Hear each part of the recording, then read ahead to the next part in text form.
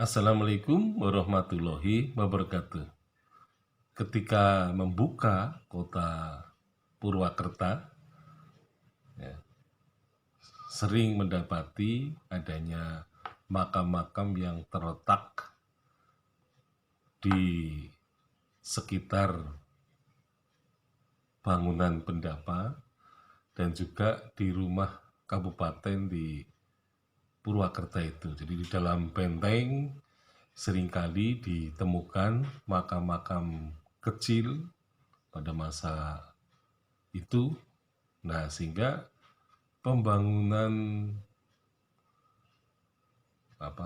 di kompleks pendapa itu juga harus melakukan pemindahan ya terhadap makam-makam yang letaknya tidak beraturan. Jadi kelihatan bahwa Dusun Peguwon itu dulunya merupakan pemukiman dan kemudian pemukiman itu ditinggalkan oleh penghuninya.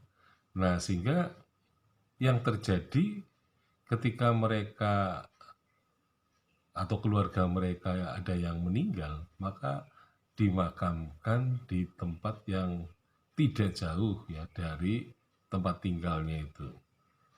Nah, tetapi kemudian ketika mereka melihat kenyataan bahwa tempat tinggal mereka sudah tidak subur lagi, maka mereka akan berpindah, ya, artinya mencari tempat yang bisa dijadikan sebagai ladang yang subur. Nah, kemudian kalau begitu, maka sebenarnya pola pemukiman ya Purwakerta sebelumnya tampaknya hampir mirip seperti apa yang terjadi pada masyarakat Sunda. Jadi pada masyarakat Sunda itu adalah mencerminkan adanya masyarakat peladang, yaitu masyarakat yang membuat ladang di tempat-tempat yang subur, tetapi kemudian ketika ladang itu sudah tidak subur lagi, maka mereka akan berpindah ke tempat lainnya.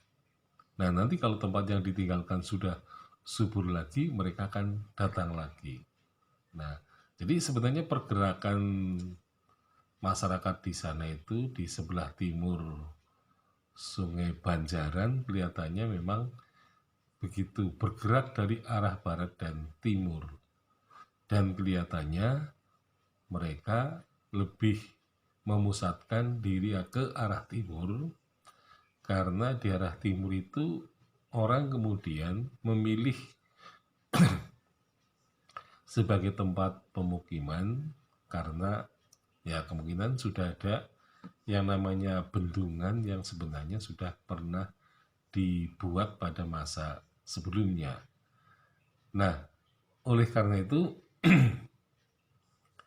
memang kalau kita berjalan-jalan itu di wilayah Purwakarta itu banyak menemukan tadi makam-makam atau kuburan-kuburan kecil yang biasanya itu terdapat pada tanah yang kosong, tetapi biasanya di situ ada tanaman bambu gitu ya. Jadi di bawah rimbunnya pohon bambu seringkali ada makam-makam yang sudah tidak diketahui identitasnya, bahkan kelihatannya tidak ada manusia pada masa kini yang mengakui bahwa makam-makam itu adalah makam keluarga, makam yang mempunyai hubungan kekerabatan. Nah, sehingga sebagian besar makam-makam itu terlantar.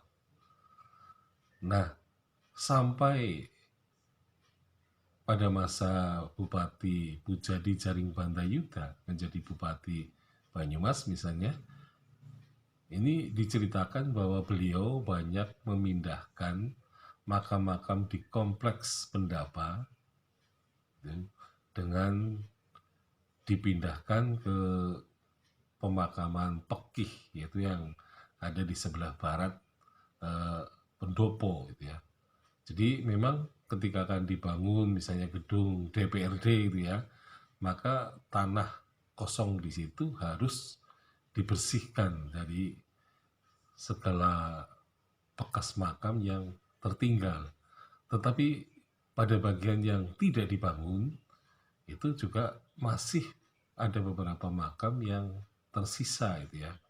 Jadi tidak semuanya dibersihkan. Jadi kalau ada keperluan untuk membangun gedung baru misalnya, itu baru dilakukan pemindahan.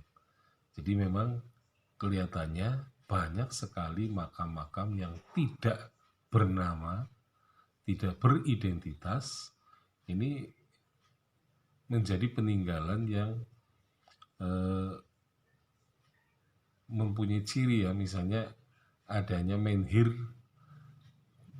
berpasangan, tetapi menhirnya kecil-kecil.